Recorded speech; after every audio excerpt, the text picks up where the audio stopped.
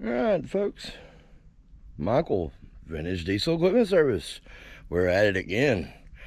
Well, I forgot my camera. Yep. So I've already been on this one. So I'm going to walk you through what I've done and walk you through what you need to do. So, today we have a Bobcat E32. This one also has an interesting little snafu for you, and so I'm going to show you kind of what to do to get around that problem. Okay, so essentially what we're doing here is a service, and what that's going to account for is, needless to say, oil filter, hydraulic fluid, hydraulic filter, and a fuel filter. Yeah. So after you get your little, door up, I guess we could call it a hood, maybe a bonnet if you're from over the pond. Anyway, you're going to take off your fuel filter. I have not done this one yet, so we'll kind of try to do this one together. You'll clean out your air filter or replace it. You will change your oil filter. I've already got this one off, but you will find that it is right there. You see, you'll probably see the threaded nipple for it right there. So you're gonna have to reach up in there and get it out. I recommend a filter wrench, the clamping top. I don't have mine on me today to show you. Mine broke. I know, it's funny. Speaking of breaking, look at that mess. Yep. Before we get to that though, your oil drain is right there. You'll take out your plug, you'll drain your oil, you'll pop your filler cap off. That's going to help it drain faster, let it get the air. We still got to put the filter back on and fill it with oil, so you'll get to see that process.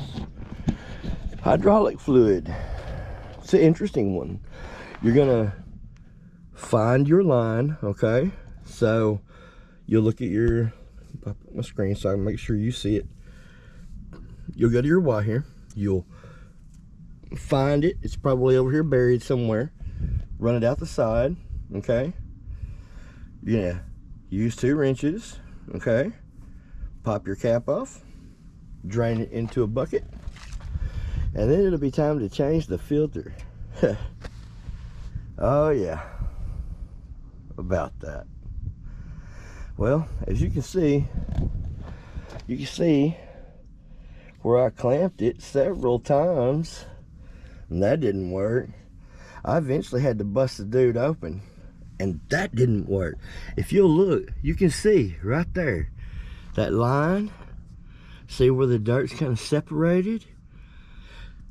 The outside canister broke free of the actual screw-on portion of the element. So it's never coming off there. That's a problem, right? So what's the workaround? Well, let me show you. It's kind of an annoyance, but it is what it is. Yeah, that's it. So essentially what you're looking at, get the camera turned around instead on me, what you're looking at is that you're going to be replacing the whole thing. So it's pretty simple. I'll walk you through the process. It's not that labor intensive. If you've happened to have watched the E35 video, you already know that the other part will include removing the floor mat. It'll include removing the floor mat, taking up the back pan out of the floor, unbolting this portion. Go ahead and take off your controls, and then you'll unbolt it, flip it up, and change the filter that is on that. There might be a slim chance that you could access it through,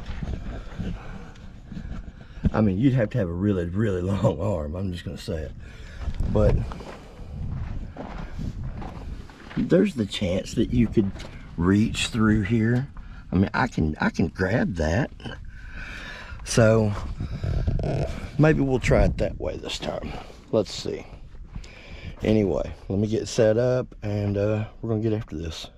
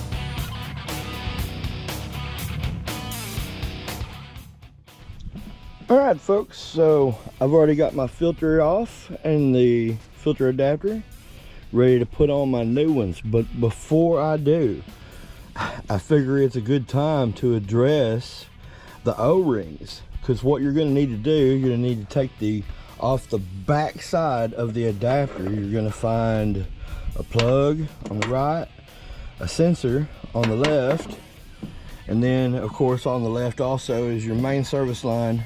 And then on the right is going to be your other two lines, one to the tank and then one back down to the Y. So each of these have an O-ring, as you can see.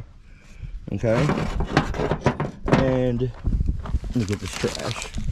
And although these O-rings may be okay, and yours may be okay, I always recommend changing them. Okay, you've already got it apart, everything's there. It'd be awful to do all of this, get it all back together, and then bang, there you are with a leak because you cut an O-ring that was old. So what I'd tell you to do, you should already have both a standard and a metric set of O-rings.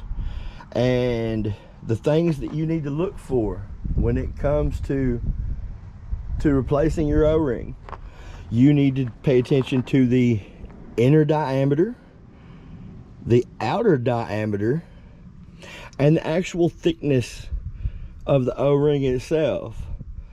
And you'll notice that the metric O-rings are slightly thicker than the, you know what, I'm telling you right backward, let me look. Yeah, the standard, slightly thicker than the metrics, okay? So, with that said, match up what you need.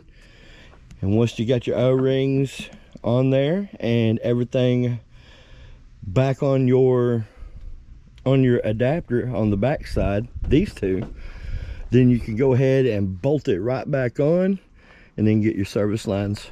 So with that said, I'm going to clean up my hands just a little bit, match up my O-rings, and do just that. Here we go.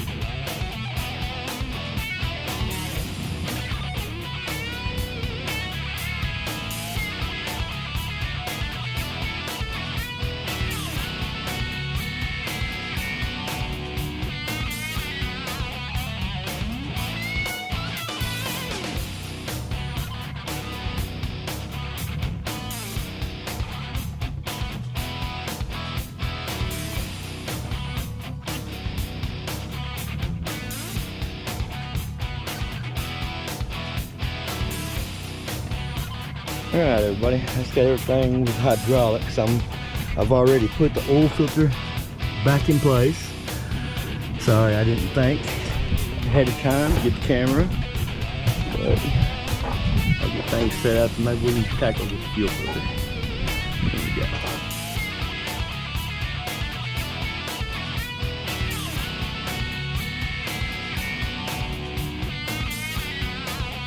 Much as I am right now, but as you can see, somebody thought it was a good idea, I guess, to bolt this on with a little bit of baling wire. I mean, yeah. All right, so I'm gonna have to work this out. So here we go.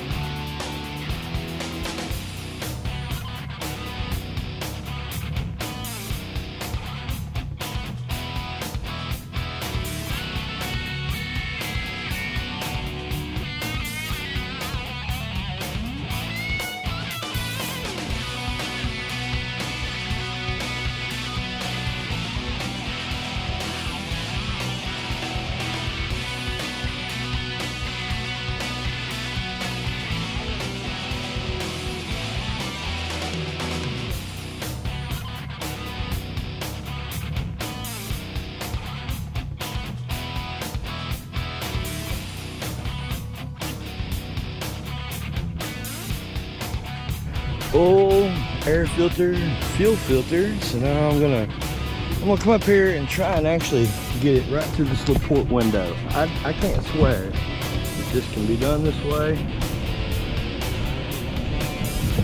but we are sure gonna give it a try. If it works, it works. Here we go.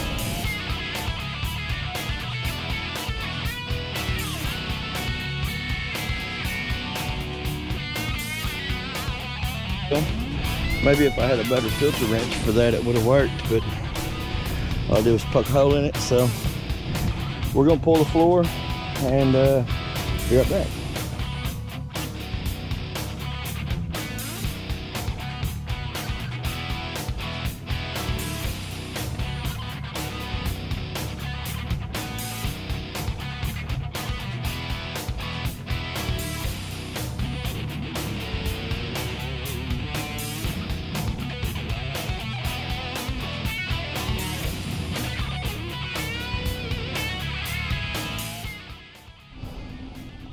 Yep, we had to retool. I bet these are pretty self-explanatory. I usually keep these on the truck, but we lost them. This here, for you uninitiated, is called a strap wrench. Okay? And it is your friend whenever you're getting rid of these pesky filters that are stuck so hard. So let's see what we can do. So let me, first things first, I'm gonna get my camera. Let's see if it'll mount right there. Looks like it. Sorry about the vehicle noise, they're paving the driveway.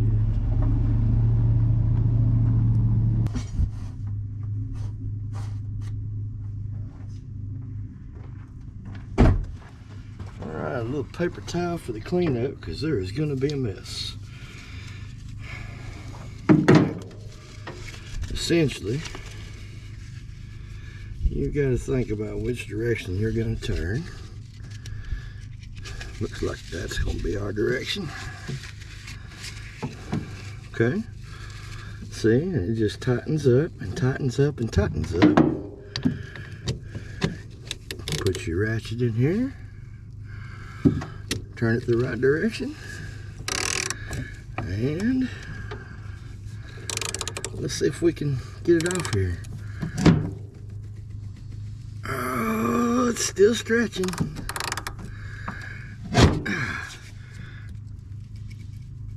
Oh, man.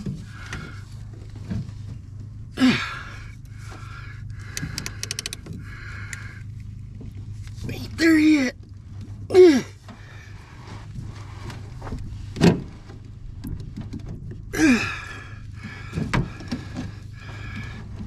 Folks, this is one of the tightest ones I have ever seen. Did we just see it budge? I think we did.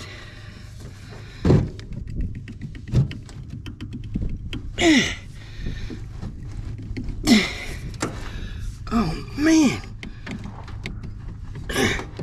Oh. Oh, there it goes. Oh. Goodness. Oh.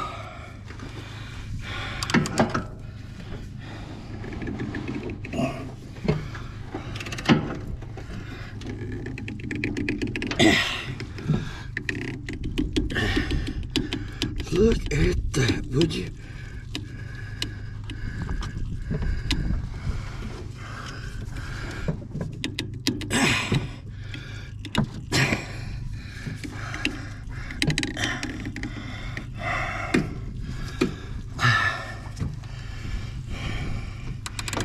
It's gonna get it. Ah, there it goes. Whew. Goodness grief. I lose my little rubber piece. Did. All right. Folks, needless to say, whoever did that was an utter moron.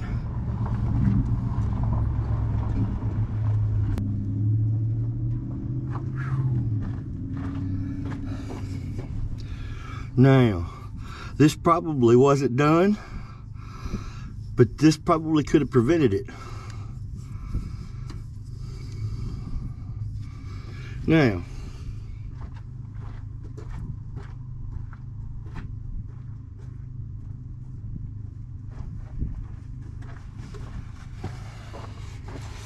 for those of you that are maybe uninitiated, let me explain.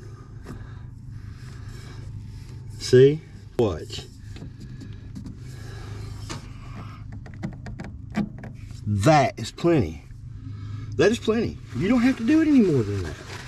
Any more than that is just ridiculous. Okay? Date it, put your hours on it, bolt it back down and send it. Alright, so next will be greasing it. And I'm not going to bore you with that because it's a very straightforward process. So essentially, you're going to have grease ports here, there. You're also going to have a grease port here. You're going to have a grease port, where is it? Oh, here. And then you're going to have another grease port here. And you'll have a grease port, let's see, where else? Oh, two here, one here and one here, okay. And then you're going to have a grease port up here, right there. You're going to have another grease port here, another grease port here, another grease port here, another one there, another one right here,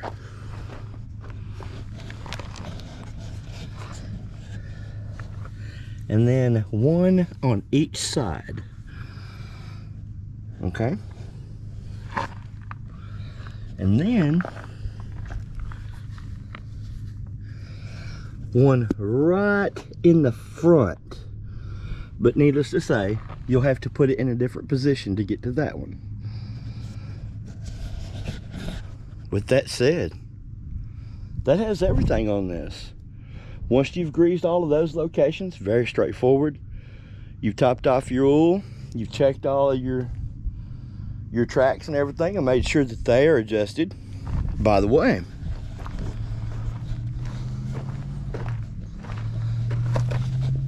these tracks are plenty tight, okay? So there's not really anything to show you right now on this particular one. So again, I won't bore you with that.